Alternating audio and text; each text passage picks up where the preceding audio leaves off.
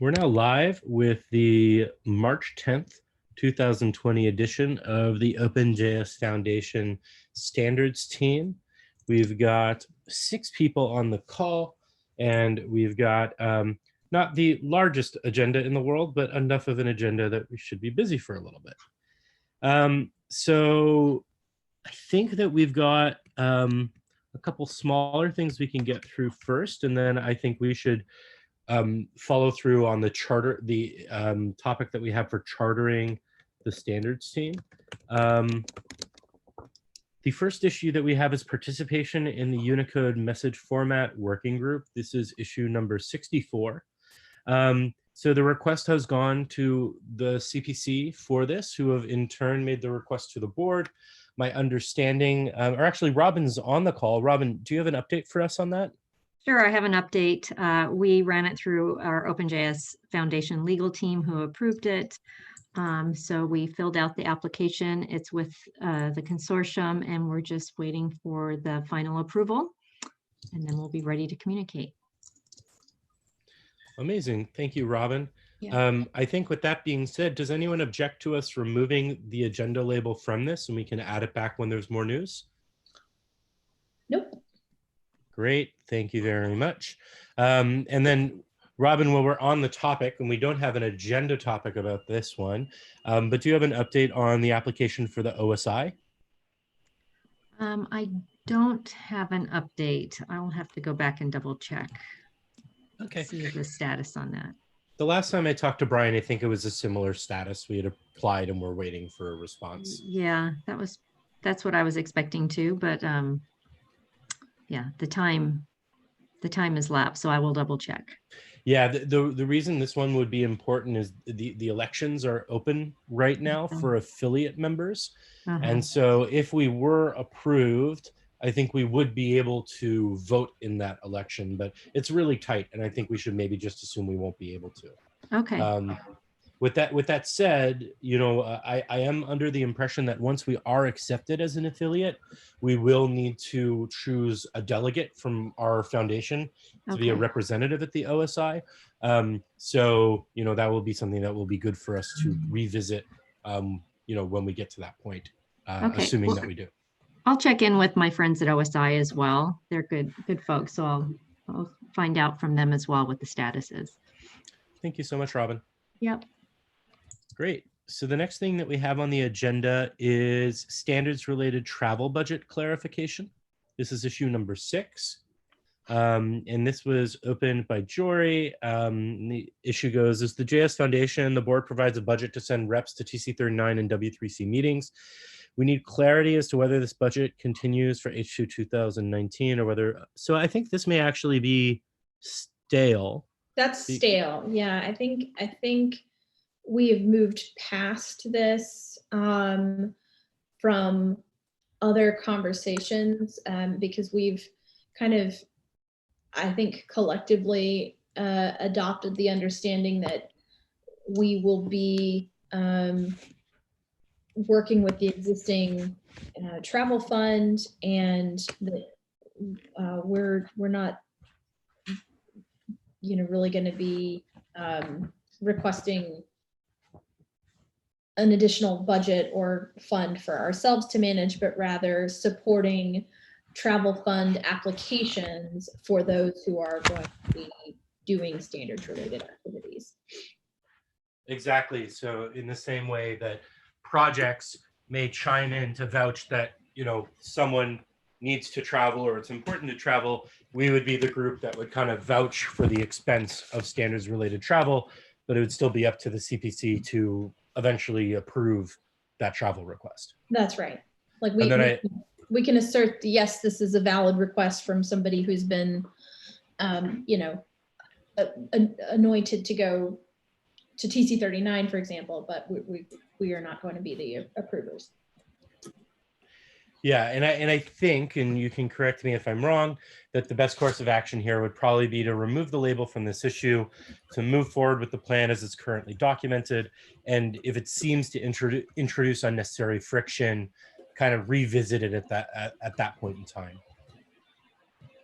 Does everyone feel comfortable with that approach? Mm-hmm. Anyone object? Cool. So the next item that we have on here is we have a request to attend TC39 as a delegate. So this is very timely and exciting, at least to me, because it's our first time to try to put this process through the cycles. So we have a request from DevSnack, Gus from the Node.js project, who has requested to attend the March TC39 meeting as a delegate for the OpenJS Foundation. The meeting scheduled March 31st to April 2nd, and he would be attending remotely.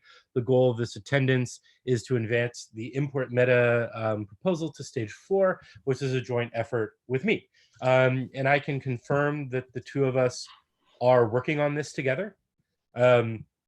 I can also add context that Gus has attended TC39 before in person representing the Node.js project, as well as remotely to other meetings.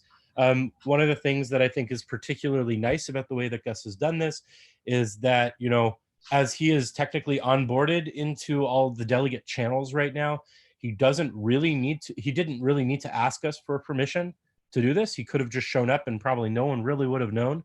So I really appreciate the fact that he was up to date with the process and is taking it for a spin. I personally am extremely enthusiastic about it. And I'm assuming, just a quick ask to the room, does anyone have objections with this request? I have no objections, but I have actually two things I wanted to say. The first is he's actually already an invited expert, so he wouldn't have been doing anything dishonest by just showing up. It's more that by being a delegate, I think that more accurately maps to the project he's representing. Mm-hmm. And then the second thing was just wanted to ask kind of, so Gus is not a regular member, although he would qualify to be one. Is that something that, you know, we want to have to impact standards representation? I personally don't think so. Like, the CPC membership is very much around managing the governance of the foundation itself, in the same way that the standards group is around kind of like managing the governance of how we do standards engagement. I very much think that what we have set up should be done in a way to empower those who want to be doing this work. And I think expecting them to want to or have to work on foundation governance to be able to do so would be kind of an unnecessary burden, an unfair ask. So that's a long way of saying I don't think so. Cool. That makes perfect sense to me. Thank you. Yeah, I completely agree. This is Robin. Thank you, Robin. Yeah. Anyone else have thoughts there? No, I just think it was like awesome of Gus to do this, and I think one of the questions is we should ask Gus is like, how was this experience for you, especially as we're sort of thinking about encouraging other folks to do this as well. You know, getting early feedback on what the process is like for these applicants, I think, is valuable. Yeah, I think one question, and I'm going to give Richard a heads up that I'm calling you out here, and if you would like to discuss this offline instead of within the meeting. Did Richard? From the side, it looked like you signed out as soon as I said your name, Richard. But for those who aren't aware, you know, Richard has attended or was an attendee of TC39 representing the JS Foundation before. And please correct me if I get anything wrong. Was recently at the Hawaii meeting representing OpenJS. Richard has been in a position as kind of like an ongoing delegate from the foundation. So I guess my question here would be, although Gus did not ask for this, do you think it might be reasonable, especially considering he is already on the roster as an invited expert, of kind of making the offer to have this delegate representation be slightly more permanent? And so, Richard, I wanted to just kind of make sure that you didn't have concerns about that, or just kind of your thoughts as someone who has been in that position about whether or not you think it makes sense to have these kind of long-standing relationships as opposed to one-off asks. I think there's a lot of value in those, but given that there's no issues with sending more than one delegate, at least as long as we're not trying to stack anything, that it basically can be flexible and subject to the preferences of the individual in question. Okay. So if Gus wanted to attend regularly, I think that would make sense. But if it's intended more as a focused approach towards specific goals, then that also is good. Okay. So if I'm picking up what you're throwing down, you'd want to, like, we want to make sure with ECMA that they don't have a problem with having, maybe more than one regularly attending delegate, and then kind of confirm with Gus that he wants to make a commitment like that. Is that reasonable? Mm-hmm. Cool. Does anyone else have any thoughts around that? Like, I know I'm kind of being preemptive here, but I do think that, perhaps that's not a bad role for us to be taking if we do see people who would be a good fit. But perhaps I'm overstepping. And if people feel that way, I think it would be a good opportunity to point that out. I mean, I think this makes sense to me, right? Even with one delegate, like Richard has a sort of a general obligation to make sure that he's representing the foundation and not just himself, right? When he is a delegate of the foundation. And so if we have multiple delegates, they all share that responsibility, which means they're going to need to coordinate between themselves a little bit.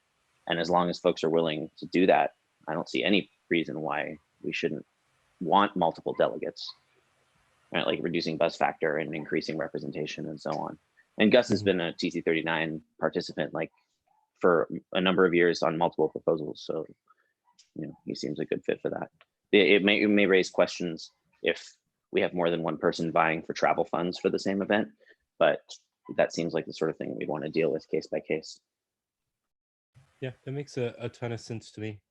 And one thing that I think is worth discussing at length, although ironically maybe not best in the meeting, like some of these topics can be sensitive, especially since there might be an urge to be polite and not say no when having these discussions in a public setting. So again, in retrospect, Richard, I'm sorry for putting you on the spot there. Maybe it would have been better to do privately first.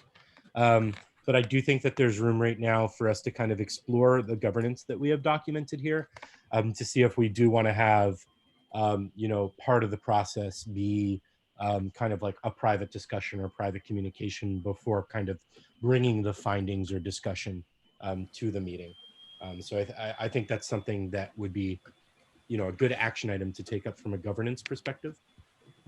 Is there anyone who would maybe be interested in drafting some copy around that to put into our governance doc?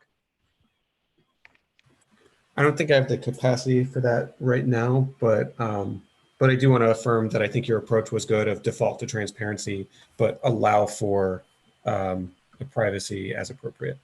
Mm-hmm. Okay, cool.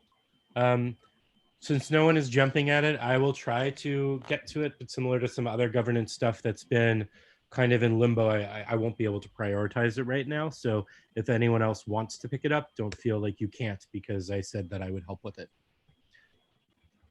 Cool. So I think that takes care of all of the higher level bits, and that brings us to the last agenda item, which I think we could end up spending the majority of our time on, which is chartering the standards team. To give folks an update on where we're at with that. So we have the cross-project council is in the process of reviewing, and hopefully in short, I'm checking to see if it's actually happened already. Not yet. So there is a PR upstream to add admin policy docs. I'm going to drop that in the chat. It is issue 443 over at the Cross Project Council repo. It's documented in the issue that we talked about. And then once that lands, one of the documents that's in there is a document that outlines the process for working groups. And we would make a pull request into that document to, affirm ourselves as an official working group with an official scope. There is a HackMD, which thankfully browsers have history. I've just dropped into the chat that had, we were working on to outline the scope. So I think that the next step for us is to just review this. And if we feel like it's good to ship, we can just either A, make this as a pull request against the existing pull request or wait for that to land. So I am now sharing my screen and hopefully not leaking any private information, although I'm going to slowly close all my chat applications just in case. And this is the doc that we're currently working with. And so I'll read it really quickly. Scope: the purpose of the standards working group is to act as a facilitator for OpenJS Foundation projects to support their engagement in various standards organizations, working groups, technical committees, and other spaces where internationally recognized standards are collaborated on. I'm just going to go ahead and capitalize working group.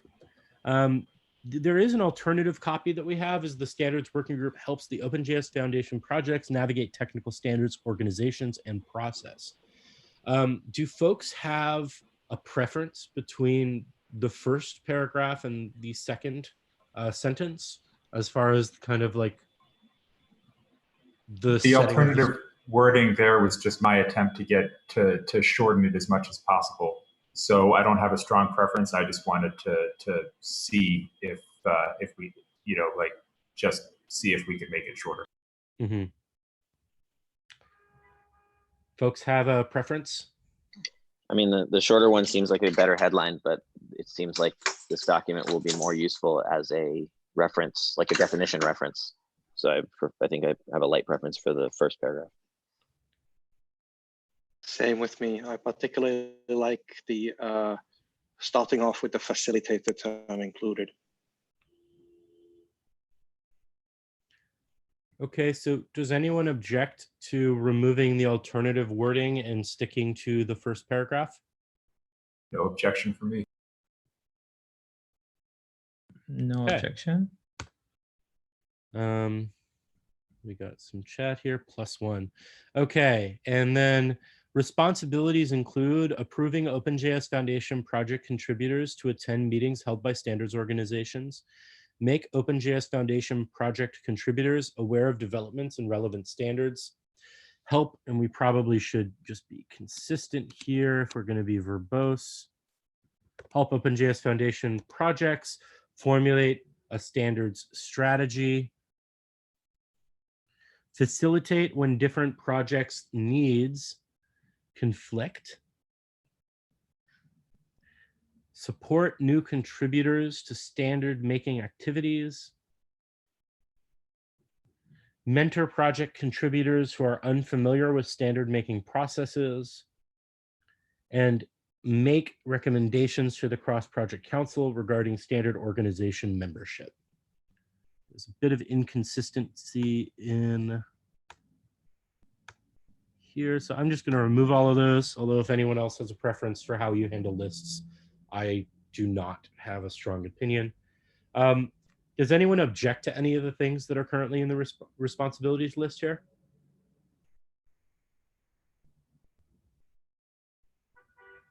Very cool. I guess one other question is there anything that people feel is missing, either from a high level or a lower level, of things that we should be doing or managing as a group?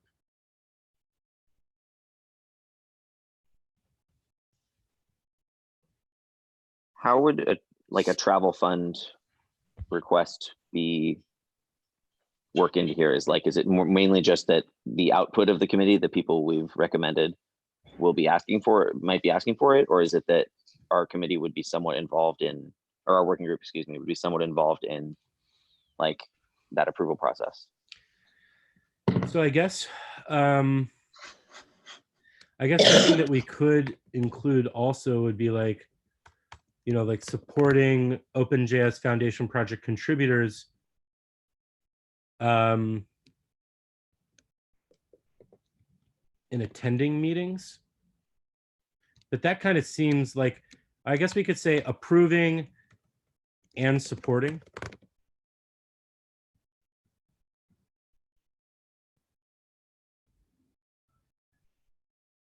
What do people like? Do you think, Jordan, that expands it wide enough? Yeah, I mean, I think that's fine. I think that helps. It sounds though like I was just kind of raising the open question. It doesn't seem like the standards working group would really be involved with travel fund administrative stuff at all, except in that it can, confirm that yes, this is somebody we've approved to go to a meeting. Yeah, and personally, I feel like that's the right approach. If we think of ourselves just like any other project within the foundation, that's like kind of how things are currently set up. So like there really shouldn't be any difference in us requesting funds for someone who's doing work in relation to us as someone from the Node project or the NVM requesting funds for things related to their projects. Makes sense. Should we? Oh, sorry. No, please go for it. Should we preemptively include some language regarding the Michael Dawson's OpenJS collaboration network proposal? That's an issue in the CPC Council repo. If that one lands and we ended up doing something like that, there was earlier discussion, was it last week's meeting about effectively having the standards working group then be in charge of the space or whatever is the community group. I think it was Miles your term for standards. I think that it's a little premature personally. To add a little context to that, if people haven't seen Michael's proposal, it's about kind of making more ad hoc groups for people who want to like collaborate on like-minded things. And standards, I think, was identified as one of those particular work areas. And so there was like a high level question about like what the relationship would be between a group like that and our group. And the community group analogy that I made was kind of akin to how things work at the W3C, where you have working groups and community groups. And in the case of like WebAssembly, for example, the community group is where a lot of the work happens, and the working group is more administrative. Doesn't have to be that way, but I think that with all that context, until that group has more solidified what things mean, I think it might be premature for us to try to document any of that. I also think that it's possible that if a standards community group were to spin up, then perhaps we could add something to our scope around like facilitating or supporting that group. But I think it's premature. What are your thoughts, Emily? You're probably right. I was thinking mostly maybe in general, in the sense of including as a responsibility the facilitation or the encouragement of relevant discussions around standards within the scope of the whole of the OpenJS Foundation, which could then be construed as effectively, by extension. Then, if that passes, then being the body that implicitly then has the sort of rubber stamp right of standards talk. Sorry, losing words here. Hopefully you get my point.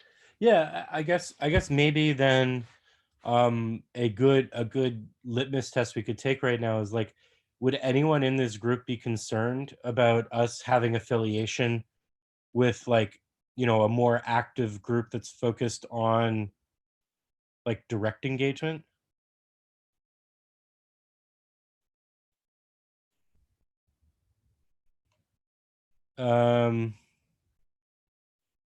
Anyone?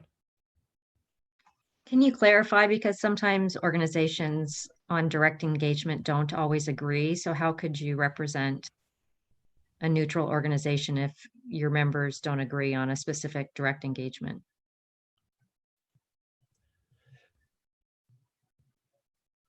Wait, so, what? Are we supposed to be neutral?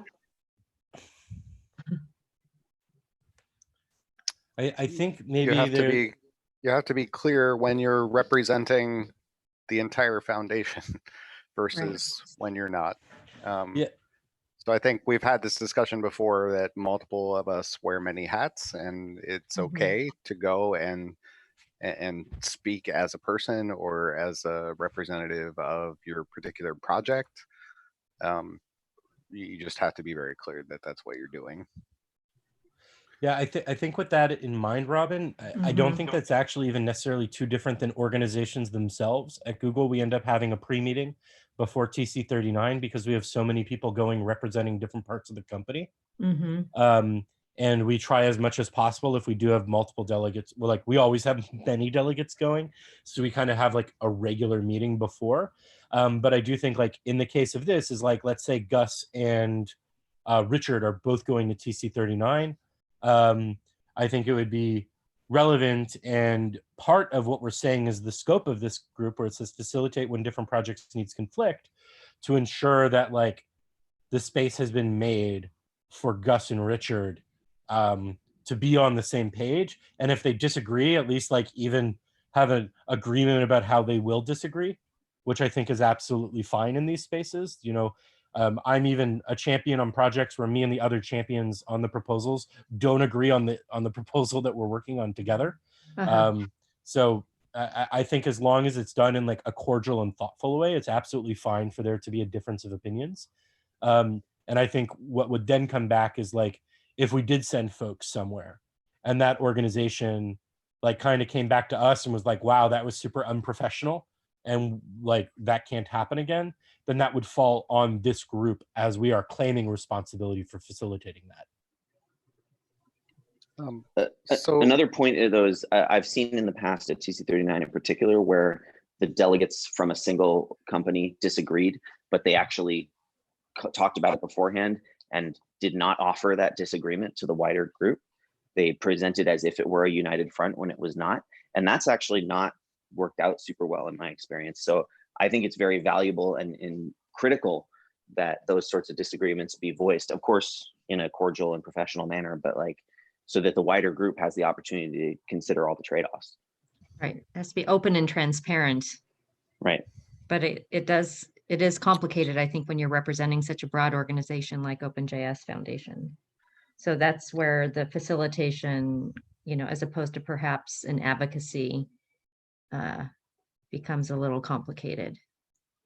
So I know I've kind of broached this topic before as well, but like, is like perhaps one aspect of what we're trying to say here is to like gauge and provide opportunities for internal consensus seeking. That doesn't mean we have to reach it, but it's good to get a measure about whether there is consensus or not. And like, if there were an opportunity, I don't think that we have any example of this really currently, and I don't know if there's any process or way that it could be possible. But if there were an opportunity for like the JS Foundation to speak with one voice, I do think that would be pretty powerful, because it's a lot of projects. Now, yes, in some situations I agree with that, and people having individual voices is important too. So a really great example of this would be like at TC39, having the voice of specifically Mocha talking as a testing framework is important in some scenarios that is very different than the voice of Node.js talking as a JavaScript runtime, which again is very different than OpenJS speaking as a foundation. And each of these voices and each of these hats can be extremely important in different scenarios. And maybe part of this can be something that we focus on in kind of the requests that people make, because, you know, maybe it's very possible for someone to go representing Node, not representing OpenJS, but we still facilitate that.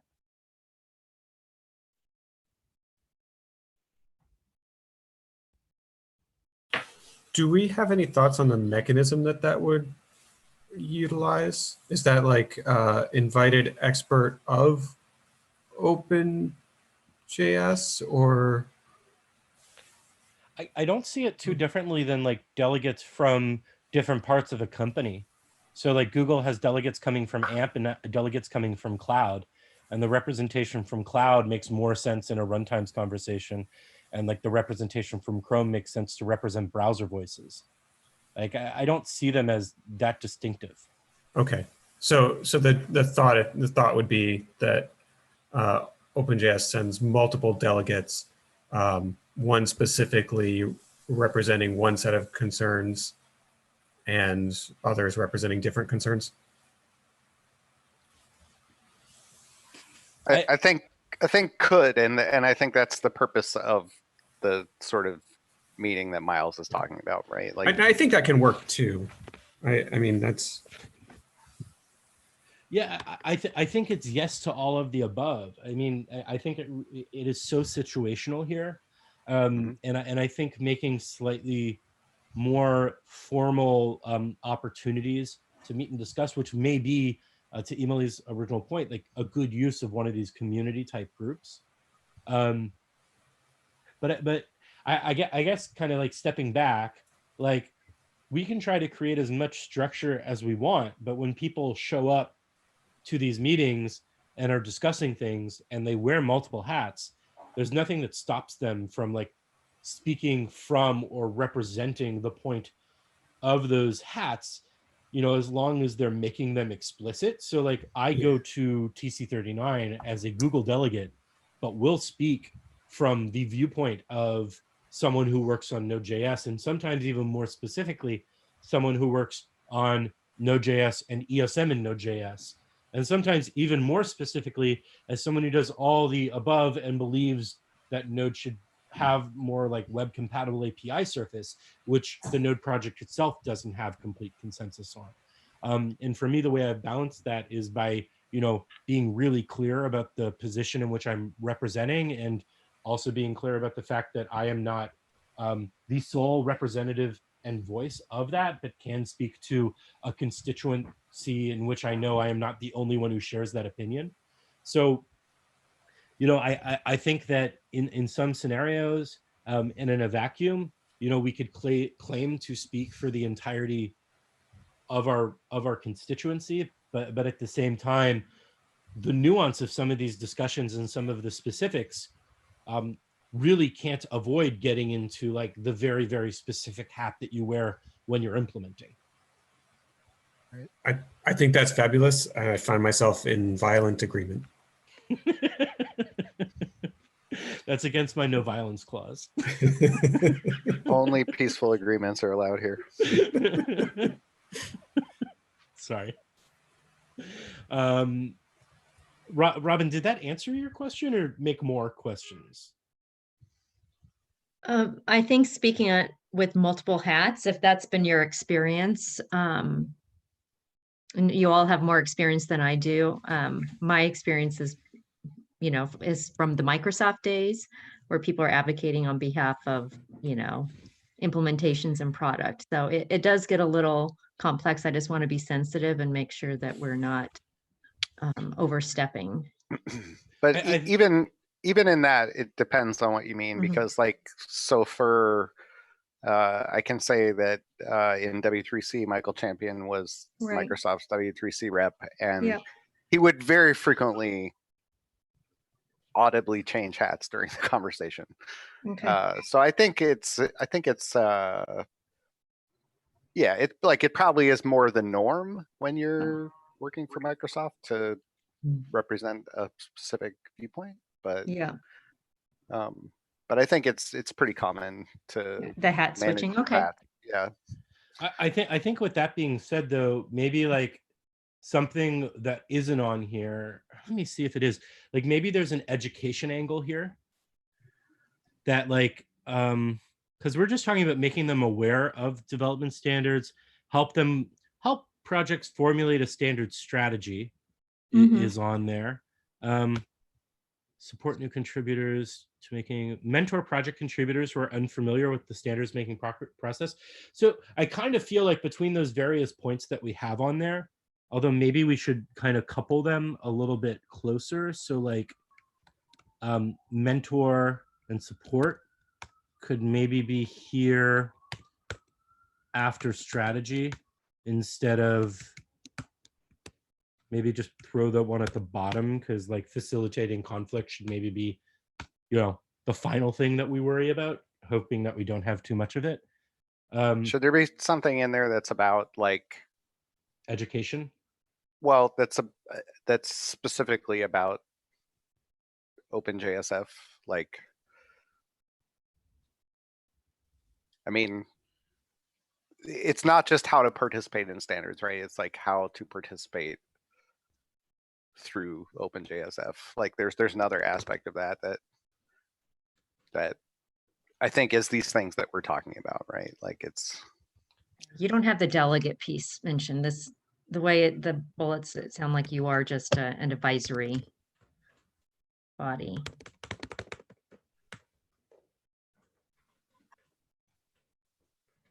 Something like that? Yeah, something like that.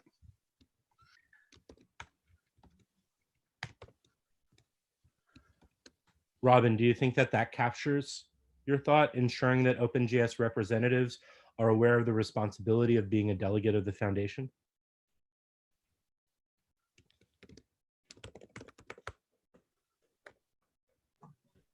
I feel like maybe adding the multiple hats thing there is like nice, but also is maybe getting a little too in the weeds.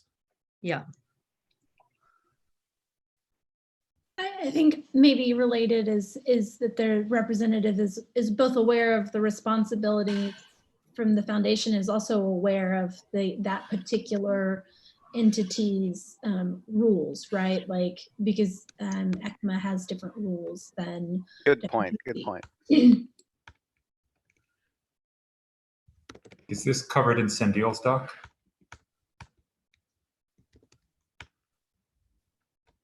Oh, is that the PR around expectations? I believe so. I can look at the number.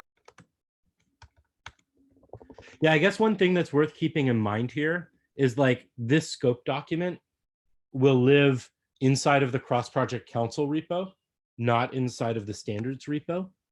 So I think to the point that you were just talking about with member expectations, is that showing up on people's screen right now, this member expectations doc? Yeah.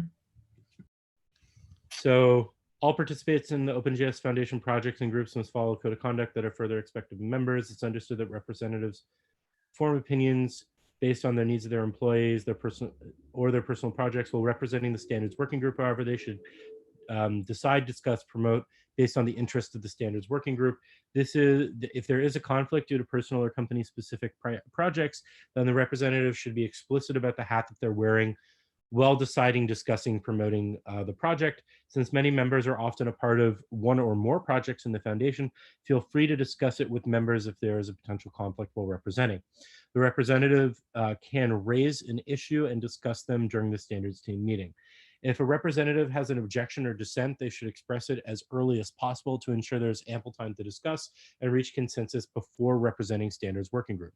Representatives must also conduct themselves in a professional and respectful manner. Some general guidelines include, when in doubt, foreseeing any potential conflict, a representative should choose one role with which to express an opinion instead of invoking multiple at once. Aim to remediate first and then discuss if other members of the team express concerns about actions. Acknowledge their concerns by stopping the actions in question and then discuss with the team to come to a common agreement. Treat all community members with respect, consideration, and the highest standards of ethical conduct. Build trust by keeping your promises. Be the model of accountability and leadership. Provide the example of ownership and stewardship that everyone can follow to succeed. To success. Commit to ongoing development and learning best practices for governing. And so I think that document, along with this line, Can we just specifically reference that in this line? Yeah, it's really well done. Yeah. That seems like the best of both worlds, like high level bullet point pointing to the detailed.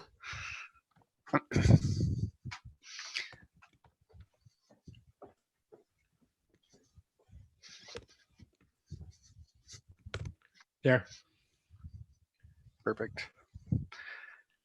Links, gotta love links. The web. Superpower. Okay. What about now, Robin? Do you think that closes the loop on your thoughts there? Yeah, it does. It definitely clarifies and addresses any concerns I had. Great. And I guess one thing that we can do to go above and beyond this is we can make an issue template for making requests to be a delegate and include, again, this kind of member expectation doc in there as something that's kind of auto-populated for people when they're going through it. Perfect. Great. Okay. I had a question in the queue that's unrelated to this particular thing, but could or should a bullet in this be about like the standards group doing the let's see, what do you call it? Like the standards body relationship things that aren't participation in a working group. Like W3C has this AC role that I play, and I can't say I think I do a great job at it, but like there is like maintenance work in it. It seems like it would be good if like some of that came to the standards working group as a thing. Do you have an explicit example? Sure, like there's new charters that come up, and I think by default the answer is sure, we support the charter, that's fine. But it would be nice if we just could like throw them on the workload and just quickly see if anybody has concerns or whatever, so that playing that role is mostly like, do you have the credentials to do the official thing, like cast a vote in an election, those sorts of things. So what about something like managing ongoing relationships with standards organizations? Do you think that covers it? Because we have the kind of make recommendations to become a member, but we also need to manage that relationship once we have it. Yes. Do you want something that's more specific about like making? No, I mean, I think that's actually fine. It's almost more a question for the people on the call if people think that is an appropriate thing. Like, how do you all feel about me throwing things on the agenda that are those sorts of things? I think that it makes a ton of sense personally. And okay. I think that it's the kind of thing that in the same way that we're asking for the cross-project council to kind of charter us with that responsibility, if an individual wanted to take on that responsibility, they can make a request to be our liaison for that, or alternatively have those discussions with the group at large, as you're suggesting.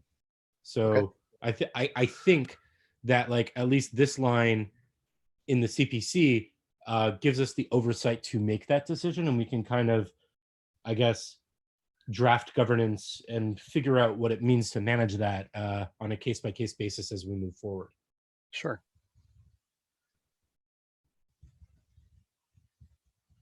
I think like elections are just one particular thing that it happens in both TC39 and W3C. There's some election and you have one vote for your organization, right? And no, I think that's do you think we should be explicit here about voting? If you think, I don't know. Does anyone have an opinion there? Do you think managing ongoing relationship is broad enough to include that? Or do you think it's ambiguous? I mean, I think it's probably fine.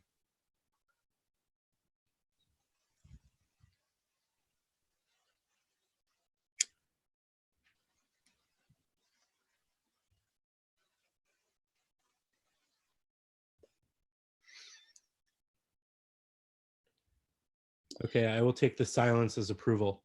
I was gonna say I think it's fine, because it's also gonna just depend, right, on the organization, you know, they like it's, so yeah, I think it's fine. Okay.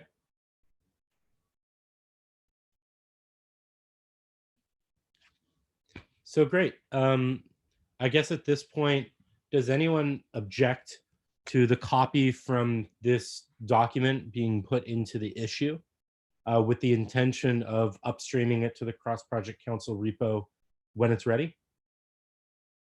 Like when upstream is ready to get it, that is? Okay, cool. Thank you, everyone. And then I guess just the only thing that I would add is, you know, not everyone who's on this call, although a large number of the people are involved with the CPC. What I'll do is I will at the standards team when we eventually open the upstream PR. And that way, if there are substantial changes that are requested from the CPC, we'll ensure that our group has an opportunity to kind of review that before it lands. But does anyone object to this landing upstream in lieu of any substantial changes?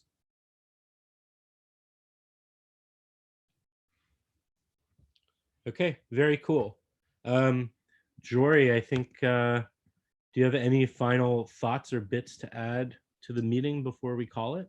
No, and thank you for driving. Miles, this was really productive. I appreciate everybody, and I'm excited to land this. Yay. Thanks, everyone.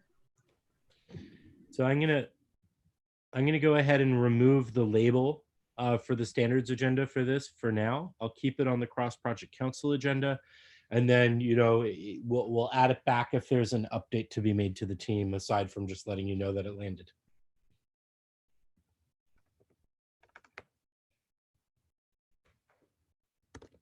Ruby.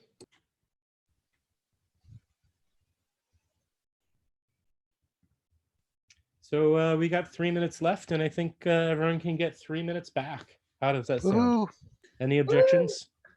We could None. discuss it for 3 minutes if you want. I'm peacefully in agreement with that.